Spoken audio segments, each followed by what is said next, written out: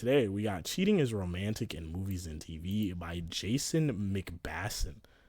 Jason McBason. Okay. Anyway, Twitch.tv if you guys want to see the reactions live and in real time, like, subscribe, and let's get into it. Come on. Hey world, stop cheating on people. Stop it. Stop it. Stop. There. Now that that's taken care of.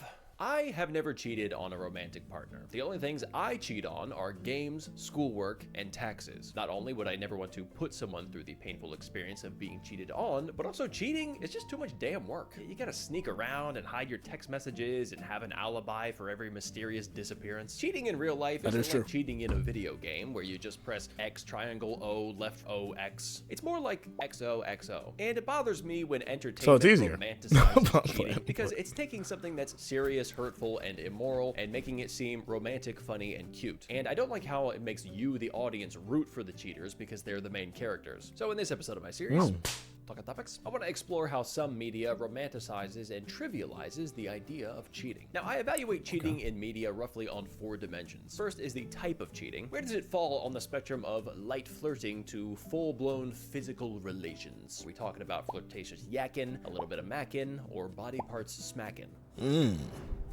Second is the framing. How is the cheating presented? What's the tone? Is it lighthearted or serious? Do characters recognize the wrongness of their behavior? Do they face consequences for their actions? Third is the justification. Usually the cheating is depicted as bad on some level, but there's an attempt to justify it with extenuating circumstances. Fourth is the necessity. How important is the cheating to the story trying to be told? Because obviously cheating is used as a plot device to add tension and conflict. I don't think writers put cheating into their stories just because they love cheating or something. It's used to heighten the drama. Now, the example that first got me thinking about this is Jim and Pam in The Office. If you remember from the 10 times you've rewatched the show, in the first 2 seasons, Pam is in a relationship with Roy, and Jim is in a relationship with a blow-up doll. Now, even though Jim and Pam are basically each other's work husband and wife, at the end of the day, Pam is committed to her relationship with Roy because they're engaged, whereas Jim is clearly hankering for a bit of a wham bam thank you, Pam. The type of cheating between Jim and Pam is mostly non-physical. It's more along the lines of emotional cheating. It's them spending a lot of time together, joking and being playful with each other, with the occasional moment of extra meaningful eye contact, all while knowing full well that they're both into each other, even though it's never been said out loud. For the most part, they keep it just kosher enough that they can maintain plausible deniability about what they're doing. But there are some moments that are more obviously crossing a line. Grabbing hands, Jim play fighting with Pam and picking her up, Jim saying they had a date. Some might even say we had our first date last night. Pam gets drunk and kisses Jim in the first episode of season 2, which I had completely forgotten about. I was surprised they did something so bold right at the start of season 2. Then, of course, at the end of season 2, we get the biggest line crossing of all, with Jim confessing his feelings to Pam, getting turned down, and then kissing her anyway. Nobody is even drunk. Except probably Meredith somewhere. The way the show frames Jim and Pam's cheatery behavior is mixed. I didn't know any of this. I tried to watch The Office, and I watched the first episode, and then I stopped caring. It's not that funny to me. I don't know. Maybe I just haven't watched enough of it. I don't know. Anyway. Obvious that we're supposed to be rooting for them to get together. They're likable characters, they have chemistry together, they're into each other, and they'd be good in a relationship with each other. Their interactions with each other are, for the most part, funny, cute, and a little romantic. But then there are moments where the show casts a negative light on their behavior. Angela subtly scolds Pam for her relationship with Jim. I count how many times Jim gets up from his desk and goes to reception to talk to you.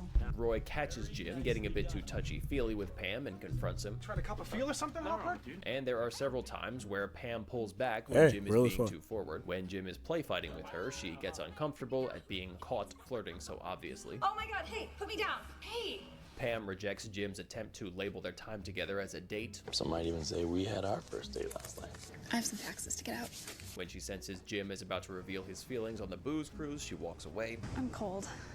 So there is some acknowledgement that what they're doing is inappropriate. To justify the cheating, the show uses a couple of old standbys. The first, and the one that's almost always used to justify cheating in entertainment, is that Jim and Pam are just so good together. They're so into each other. They might be happier together. I guess cheating is fine if it's with someone you really, really like. Babe, I cheated on you with another guy. What?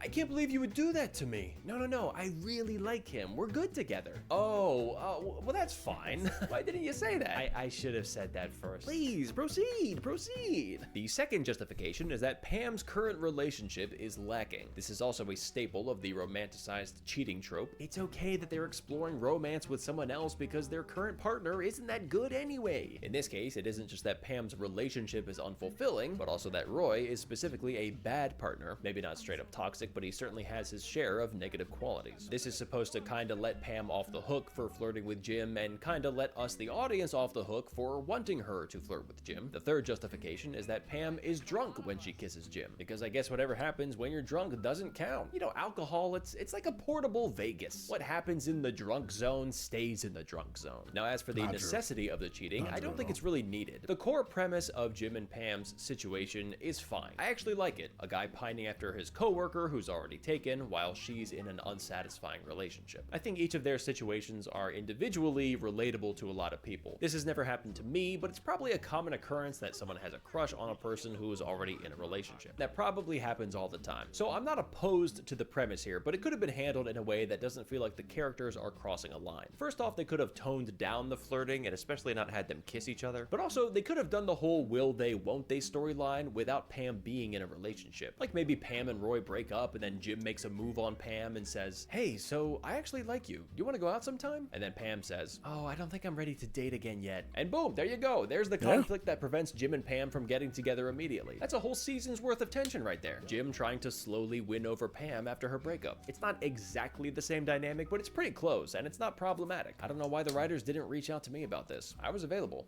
I was a kid, but I was available. The movie Something Borrowed is actually about cheating, and by coincidence, it also has John Krasinski. I guess you could say this is part of the John Krasinski cheating cinematic universe, the JKCCU. And you know, The Office was still airing when this movie came out, so John Krasinski was spending time with a movie while he already had a TV show. Isn't that interesting? But to be fair, he isn't the one cheating in this movie. The two main characters, Rachel and Dex, are longtime friends who are secretly in love with each other but have never confessed it, and Dex is engaged to Rachel's best friend, Darcy. I love you, Rachel. So one night after Rachel's birthday party, she and Dex end up having a drink together, and things start to get flirty. Now I remember why I had such a crush on you in law school. No, you didn't. Oh, come on, you knew. God, if we could do anything, be anything, what would you do? What would you be? I'd be a teacher. Well, you might not get to be a teacher, but you do get to be a cheater, which, hey, same letters at least. So they go home with each other, and let's just say that's it surprisingly is true. 8 o'clock in Doinkville. And the way this movie frames cheating is kind of all over the place. After sleeping together, Rachel expresses regret about it to her friend Ethan, John Krasinski, and wouldn't you know it, old Cheatster McGee from The Office supports Rachel's decision to cheat. I don't know what you want me to say. I mean, I guess I'm impressed, actually. I didn't think you had it in you. That's what she said. Oh my God, it's terrible. Why? Nobody's married yet. And hey, I can see you guys together. If the roles were reversed, Darcy wouldn't even hesitate.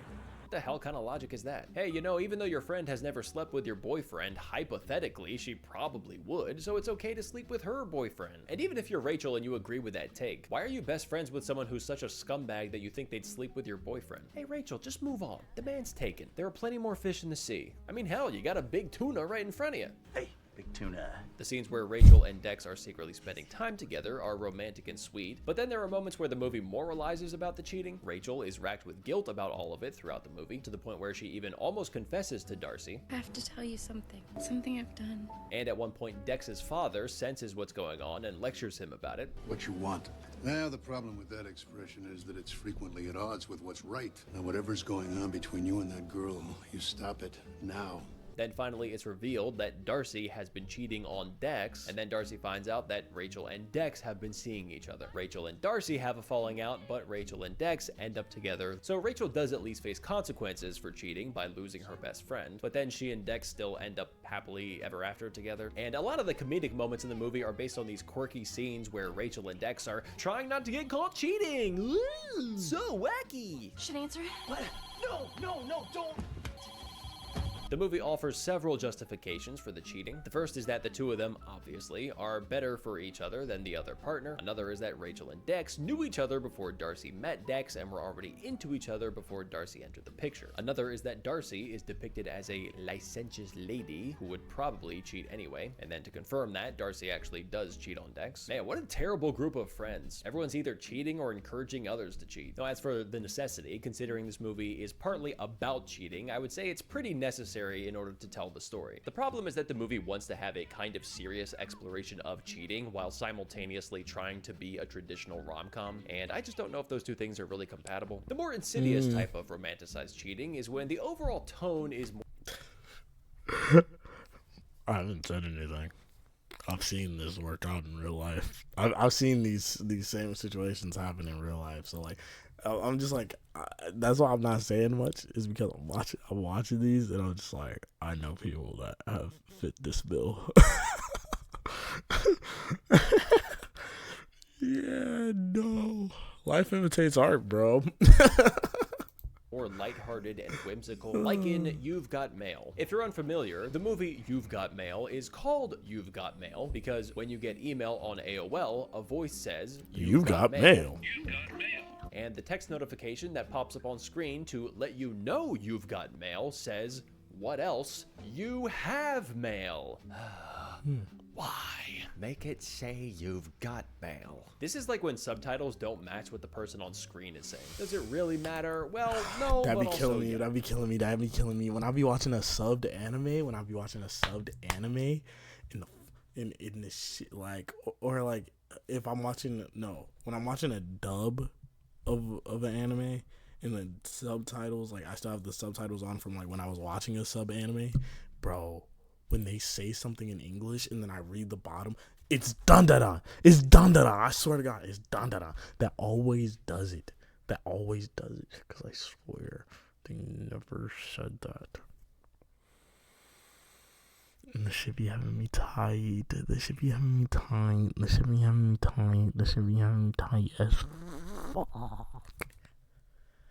Like, bro, just say it the way it was supposed to be said, or just change the subtitles to what they actually said. Why do I have two different things? Oh my God. It does and it doesn't. It's not a big deal, but it's also kind of the most annoying thing in the whole world. Yes, the two main exactly. characters, Joe and Kathleen, are in relationships. Shout out Joe Tom lives Hanks. with his girlfriend, and Kathleen lives with her boyfriend. The two of them meet online and strike up a friendship that they can both tell is getting romantic. And the movie doesn't play coy with the fact that it's about cheating. Is it infidelity if you're involved with someone on email? The characters don't ever do anything physical with each other until after they've ended their Yes. relationships, so the movie at least has that going for it. The problem with the movie is that the infidelity is portrayed in such a lighthearted, quirky way. The movie opens up with the two main characters giddily waiting for their partners to leave for work so they can run to their computers and resume their secret chat with each other. And the tone of the scene is like so playful and fun. Like, listen to the music.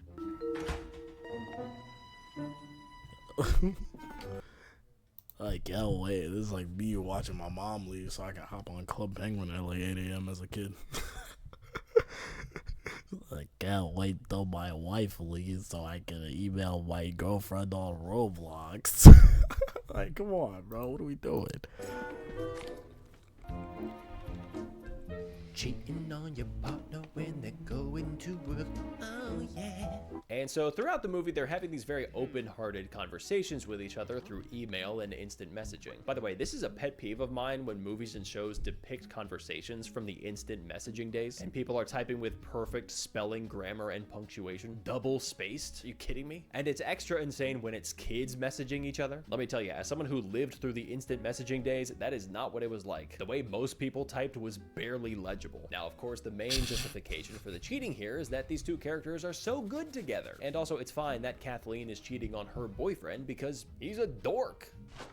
Don't you have another one of these at your apartment? I might. That you wrote a column about? Yes. The movie surprisingly doesn't use the bad partner justification, at least not at first. Neither Joe's girlfriend nor Kathleen's boyfriend is a Roy. Joe even admits his relationship is fine. I love Patricia. Patricia's amazing. and yet they are still exploring Obviously not other good options. enough. By the way, I forgot Dave Chappelle is in this movie. I don't know, I just thought that Go. was weird. It's like if you watch The Notebook and John Mulaney was in the movie. The biggest justification for their infidelity comes later in the movie when Joe Okay. and Kathleen both realize that their partners are not right for them. But that's after they've already been having secret conversations and meetups with each other. And to make it even worse, the cheating angle really isn't necessary here. You could remake this movie with the characters being single and it would be like 95% the same movie. The fact that they're both in relationships is supposed to be this sad. roadblock that Yeah. prevents them from getting together sooner to draw out the tension. But there's already a natural roadblock to meeting in person just due to the fact that they're strangers. You know a movie that does this really well without cheating?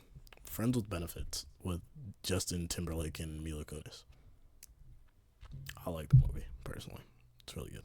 It's just like no one's cheating on each other. No one's doing anything immoral. They just it's literally just a situationship. It is literally like if it came out a couple of years later, it wouldn't be called Friends with Benefit. It would be called The Situationship. I swear. All right, but yeah, no, good movie. On the internet, they would still be hesitant to meet each other even if they were single. And spoiler alert, they meet up anyway halfway through the movie. So it doesn't seem like the time frame of them meeting up would be much different if they were single. Most of the tension and conflict in the movie doesn't come from the cheating. It comes from the fact that they're strangers on the internet and, as they eventually learn, they're both rival booksellers. The cheating is just this extra little bit of drama they sprinkle on top that barely factors into the story anyway. So why put it in there? Just so you can show these cute moments of them sneaking around behind their partner's backs? And then we've got the Love Actually dude with the cue cards. If you haven't seen Love Actually, this woman realizes that her husband's best friend is secretly in love with her. So he decides to show up at their home and pour his heart out to her on a bunch of cue cards while the husband is sitting inside. Is that what I haven't seen Love Actually since I was like 8. Is that what this scene was? I do not remember this movie that well. What the hell? Oblivious to what's going on. Then when he's finished, she kisses him on the lips. What if the husband had opened the door instead of her? And then he's like, dude, why are you holding a boombox and 20 cue cards? Romanticized cheating even shows up in kids' movies. Enchanted is about two people in relationships falling for each other. How do I look? True. You look beautiful. They obviously end up with each other, and the movie's attempt to make it okay is to make the other halves fall in love with each other. So everybody ends up with somebody in the end. But that doesn't change the fact that the two main characters were still allowing romantic feelings to develop between the two of them up until that point. There are other notable examples of romanticized cheating: The Notebook, Titanic, every Hallmark movie. It's frustrating because I do think media shapes culture, and so romanticized cheating storylines do help normalize the idea of cheating, or at least makes it feel like a smaller issue than it really is. Also, the implication is always that the cheaters who got together lived happily ever after, which obviously doesn't always happen in the real world. Like, it's a relationship founded on cheating. Even if you're a person like Jim, where you're not the one cheating on anybody, but you start... Yeah, I feel like that thought has to creep in at some like point. Like, yeah, y'all cheated on your significant others and got together, but like, you telling me like, at least by like after like year 2, like beginning of year 2, you don't think to yourself like, she would be cheating on me. I mean, shit, you know, like, obviously she's not overly against it. You get what I'm saying? Like, I don't know. I feel like finding a relationship built on distrust would just make you get what I'm saying? I don't know. That's just me. Relationship with someone who is cheating on somebody. Wouldn't you be worried that they could do that to you? If your significant other was willing to cheat on their last partner, they might be willing to cheat on you. But what also bothers me beyond the normalization of cheating is that just on an entertainment level, romanticized cheating makes it harder to enjoy media. I like the stuff I'm talking about here. Well, Something Borrowed sucks, but the other stuff is good. Something Borrowed? I wish I could borrow back the time I wasted watching this crap. I like The Office, and You've Got Mail, and Love Actually, and Enchanted, and this will probably get my man card revoked, but I even like The Notebook. But I don't want I've never watched The characters Notebook. who are cheaters. If a story is supposed to be romantic or comedic or lighthearted, maybe don't go with a cheating storyline. You know, get more creative with how you stir up drama. Hey, if you want to see some more life-changing social commentary, You know, it's also like a good one. Love Hard. I know I named like like a Christmas movie and just some random movie, but like Love Hard is also pretty good. Where like, bro catfishes her. She comes all the way, like they match on Tinder, and like they're from 2 different states, and he catfishes her, and it's cool. You should watch it. I don't want to like tell you the whole movie, but Anyway, W video from Jason McBasin. But unfortunately, fortunately for the people on YouTube, our time has come to an end. If you want to see the reactions live and in real time, twitch.tv/Brando or whatever. Like, subscribe, and I'll see you guys next time. I heard you wanna take a shot, yeah, let's get it in. Took a sip of Henny, so I had to bring out F&N. You told me they really wasn't fucking with a Rassy, so I just had to bring out the fault, nigga, punch.